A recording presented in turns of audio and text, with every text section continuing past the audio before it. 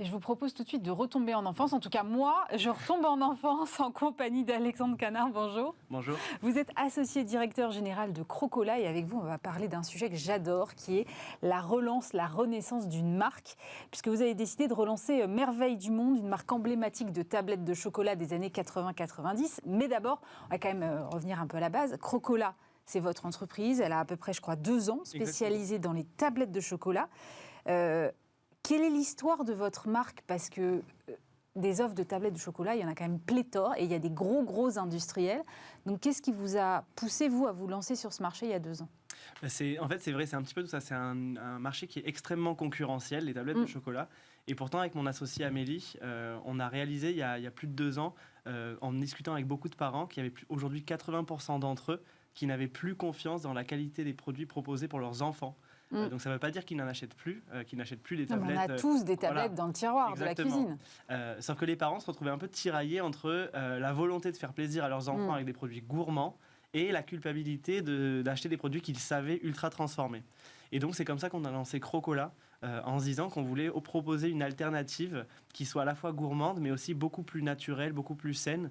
Donc les tablettes Crocola, c'est des ingrédients 100% bio, 100% issus du commerce équitable, 100% naturel, donc aucun additif, aucun arôme artificiel, et un contenu ludo-éducatif à l'intérieur des tablettes pour aussi aller sensibiliser les enfants à tout l'environnement autour du cacao. Et donc voilà, et donc c'est là où facilement, moi qui connais la marque Merveille du Monde parce que j'ai grandi avec, je vois très bien le rapport avec Merveille du Monde, parce qu'effectivement il y a ce côté ludo-éducatif, on y reviendra un peu plus tard, mais il y a aussi votre packaging qui est déjà avec des animaux de la jungle, notamment des singes, des paresseux, perroquets. Et il y a tout de suite, quand on pense à Merveille du Monde, quand on connaît la marque, on pense au lion.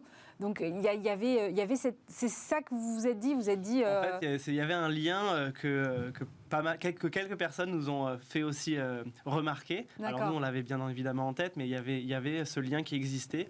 Et il y a quelques années, on a eu l'opportunité de rentrer dans un appel d'offres en fait pour racheter les droits de la marque Merveille du Monde, qui à l'époque appartenait à Nestlé. Et donc on est rentré dans cet appel d'offres qu'on a remporté il y a à peu près un an et demi. D'accord. Et depuis 1 an et demi, on travaille sur la relance de la marque avec les fans en fait de la marque, parce qu'il y a beaucoup de fans de cette marque Merveille du Monde en fait, qui militent depuis des années via des pétitions en ligne sur Change.org. Il y a des milliers de signataires en fait sur cette pétition depuis des dizaines d'années pour relancer la marque Merveille du Monde. Donc on les a contactés, un grand nombre d'entre eux. On a créé des groupes de travail pour comprendre en fait quelles étaient leurs attentes et qu'est-ce qui avait fait de cette marque une marque iconique de leur enfance en fait. Qu'est-ce qu'ils vous ont répondu alors ? Alors il y a 3 gros piliers. La première chose, c'est la recette. D'accord. C'est vraiment une recette particulière. Merveille du Monde, c'était un chocolat au lait crémeux avec une texture aussi de vanille et des noisettes et amandes pilées, donc les deux, des morceaux d'une taille spécifique. Enfin, les gens s'en rappellent vraiment comme si c'était hier. C'est dingue. Voilà, ça c'était le premier point. Le deuxième point, c'était la forme des tablettes. Donc c'était des tablettes avec des gros carreaux. Des gros carreaux. Avec un relief qui permettait aussi d'avoir un creux, puis les animaux un petit peu en relief qu'on pouvait manger tout autour, puis finir par l'animal. Ouais. Et le dernier point, c'était les cartes à collectionner. Qui étaient, donc à l'époque, il y avait une carte en fait glissée en fait dans chacune des tablettes. Qui permettait en fait aussi d'avoir une sensibilisation sur l'environnement en fait, et plein d'animaux de la forêt tropicale, de tous les animaux sauvages en fait, qui nous entourent. Et donc on a retravaillé nous avec eux sur ces 3 piliers c'est ça, parce que vous rachetez quand même une marque qui a disparu, je pense, depuis à peu près 15 ans. Ouais, c'est ça. Donc, et vous rachetez, on est d'accord, quand on rachète une marque, on rachète le nom. Donc il n'y a pas ni la recette, ni les moules, ni des indications sur le packaging. Exactement, en fait c'était un gros travail. C'est pour ça que entre le moment du rachat et la relance qui se fait en ce moment même en grande distribution, il a fallu plus d'1 an et demi en fait, parce que on est reparti d'une page blanche. En fait, on a racheté une sorte de coquille vide, Merveille du Monde, et à l'intérieur il fallait remettre les bons éléments au bon endroit. Donc de grosses heures et semaines et mois de développement de produits pour retrouver la recette originale et la faire tester aux fans. On a travaillé avec des anciennes personnes qui travaillaient à l'époque aussi. C'est vrai. Sur Merveille du Monde. Donc ça nous a permis aussi de bien orienter notre travail. Les moules, c'est des moules qui sont vachement complexes à développer. C'est pas des moules simples. J'imagine, oui. Donc il faut un gros travail de de précision, donc c'était vraiment aussi trouver le bon partenaire pour faire ça. Et les cartes à collectionner aussi, donc comment on voulait aussi intégrer les cartes à collectionner aujourd'hui dans nos paquets, sachant que on voulait une marque Merveille du Monde beaucoup plus engagée d'un point de vue environnemental, avec un cacao responsable, un engagement 1% pour la planète et éviter le suremballage. Donc voilà, on a opté en fait pour à l'intérieur de nos packaging en fait imprimer directement la carte à l'intérieur à découper, ce qui permet d'avoir une carte au même format qu'avant, mais du coup voilà, en évitant le suremballage. Et vous avez travaillé avec Définature, c'est ça? Exactement, ouais. On a travaillé avec Définature qui a vraiment une légitimité. Oui, alors on va peut-être expliquer pour ceux qui ne connaissent pas, mais ceux qui ont des enfants connaissent. Ils sont spécialisés sur ces thématiques-là. Hein. C'est ça, c'est une marque de jeux de société qui est basée aussi dans le sud de la France. Pardon, et qui développe des jeux autour des animaux sauvages. Donc ça peut être par des thèmes, les animaux marins, les animaux polaires, les animaux de la savane, il y a plein de thèmes. Et ils ont une vraie connaissance des animaux, de leur environnement. Et donc du coup, nous, ils ont pu nous apporter toutes les informations qu'on voulait, les photos, les informations marrantes. Et en même temps, ça reste un jeu de société, c'est-à-dire qu'on peut jouer avec ces cartes sous forme un peu d'un principe de bataille, avec le poids, la longueur et la longévité des animaux. Entre enfants. Vous aviez mesuré, avant de vous lancer, j'imagine, le taux de notoriété qui subsistait, parce que j'ai du mal à mesurer, moi, quand une marque disparaît du paysage comme ça pendant 15 ans, qu'est-ce qui reste? Vous me dites qu'il y avait une communauté très engagée, mais vous l'avez mesuré? Oui, on a fait une étude indépendante en fait, de notoriété, et c'était assez bluffant. 15 ans après, il y a toujours plus de 30% de notoriété sur cette marque. Donc voilà, c'est vraiment une marque qui a marqué une génération. Aujourd'hui, quand on parle de Merveille du Monde à des gens qui ont grandi dans les années 80-90, ils s'en rappellent. Et que ce soit via le nom, que ce soit via la forme de la tablette, via les cartes, il y a toujours quelque chose qui va vraiment leur rappeler. Donc 30% de notoriété, c'est énorme. C'est la génération qui est parent actuellement, quoi. Exactement. En gros. Exactement. Et en fait, c'est plutôt malin. Exactement. La cible aujourd'hui, c'est vraiment ces adultes nostalgiques qui ont envie de retrouver le goût de leur enfance et en même temps qui vont avoir envie de partager cette expérience qu'ils ont eue quand ils étaient plus jeunes avec leurs enfants ou avec leurs petits-enfants pour que voilà, on déguste des bons carreaux de chocolat et en même temps, on s'amuse avec les cartes à collectionner. Vous avez lancé la commercialisation là, ça fait quelques semaines. Comment c'est accueilli? Est-ce que vous avez déjà des premiers chiffres à partager ou des tendances? Oui, alors déjà par rapport à avant, on a changé un petit peu aussi quelque chose, c'est qu'on a repris la recette originale de chocolat au lait et on a lancé une deuxième variété au chocolat noir. D'accord. Voilà, parce qu'on s'est dit que c'était aussi aujourd'hui, plus dans 20 ans plus tard, une vraie occasion de consommation de consommer du chocolat noir. Et donc, c'était bien de proposer sur la même base de recettes, amandes et noisettes pilées, un chocolat noir. Donc, les deux tablettes sont référencées aujourd'hui dans toutes les enseignes. Donc, ça arrive là en ce moment dans tous les magasins. Et on a des premiers retours qui sont incroyables. On a fait une avant-première à la Grande Épicerie de Paris où on a vendu plus de 5000 tablettes en 2 semaines. Donc c'était assez incroyable. On voyait des gens qui étaient émus aux larmes de retrouver leurs souvenirs d'enfance en fait avec cette tablette et qui achetaient 15, 20, 30 tablettes. Non, je ne peux pas croire ça. Donc c'est vraiment, on est sur une marque qui est très émotionnelle, qui génère quelque chose et on le voit en fait au moment où on en parle. Par exemple, on parlait de la notoriété de 30%.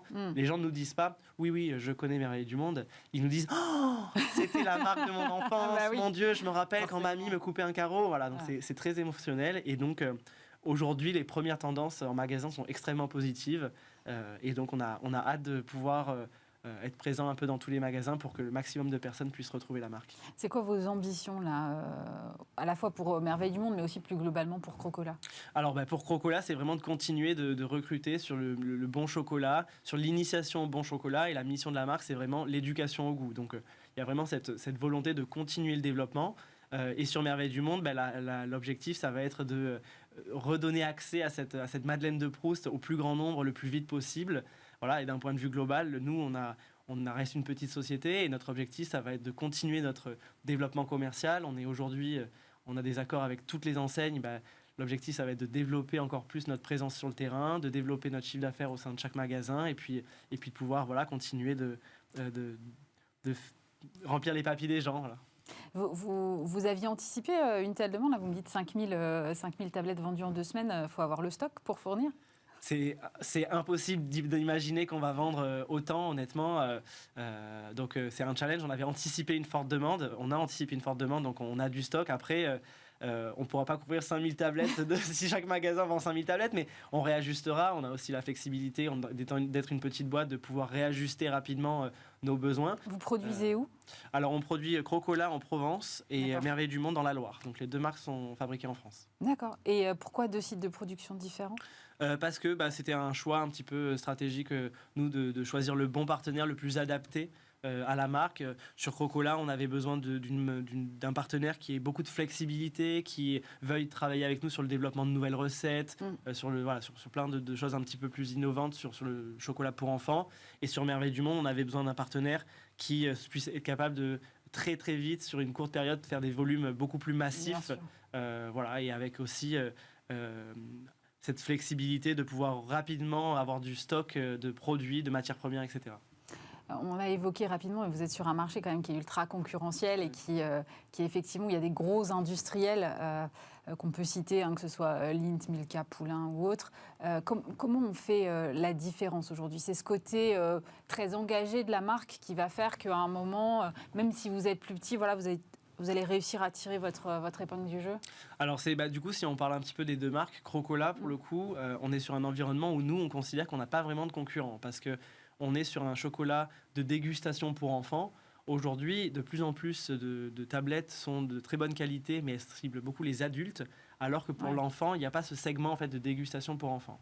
Donc là, on a vraiment un discours d'apporter quelque chose de supplémentaire au rayon et à l'offre et aux consommateurs.